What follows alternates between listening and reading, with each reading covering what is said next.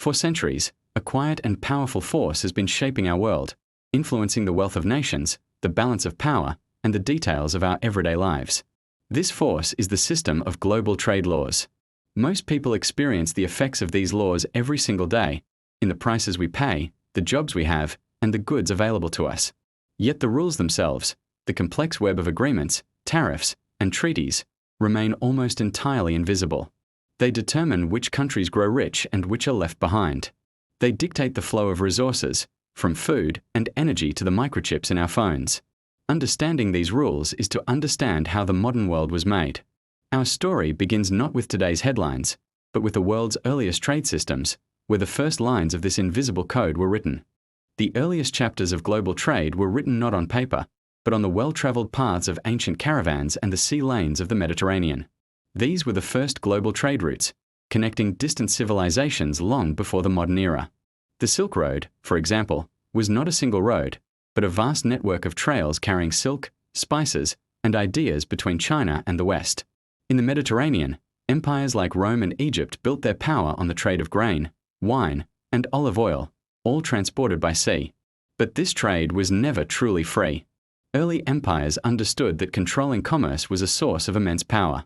They established rules, imposed taxes and tolls, and strictly controlled who had access to their ports and markets.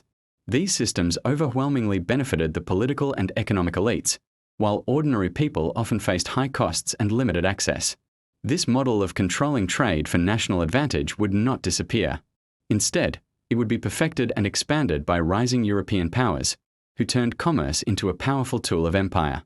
This model of controlling trade for national advantage was perfected by European empires under a system known as mercantilism. For centuries, it was the dominant economic theory, shaping the relationship between empires and their colonies. Under this system, trade was not a partnership.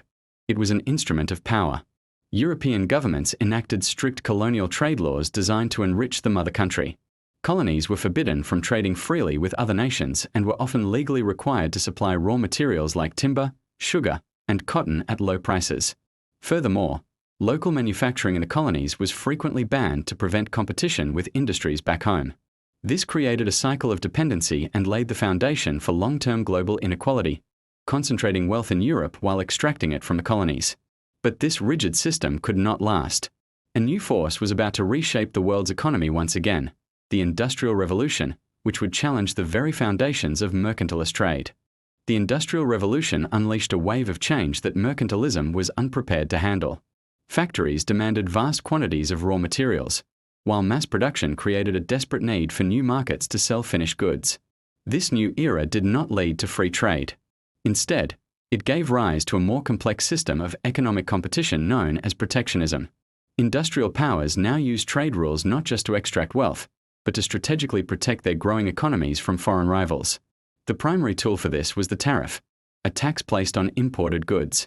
By making foreign products more expensive, governments could encourage their citizens to buy domestically produced items, shielding their new industries from competition. This led to an age of intense national trade rivalries and tariff wars. This system of competing economic interests would dominate the 19th and early 20th centuries, contributing to the global tensions that erupted into two world wars. The devastation of those conflicts would force the world to seek a new way forward, setting the stage for the modern global trade system. Out of the ashes of two world wars, global leaders sought to build a new international order. They believed that economic cooperation was essential for lasting peace, giving rise to the modern global trade system we know today. This era saw the creation of international institutions to govern commerce and the negotiation of complex trade agreements designed to lower barriers. But these rules also created new tools for conflict, including economic sanctions and modern trade wars, where laws are used as weapons. Today, the effects of these trade laws are woven into the fabric of our daily lives. They influence the price of food and fuel, the availability of jobs, and the wages people earn.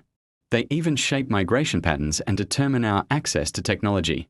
From the ancient Silk Road to the global digital marketplace, the rules of commerce have always been a powerful, underlying force.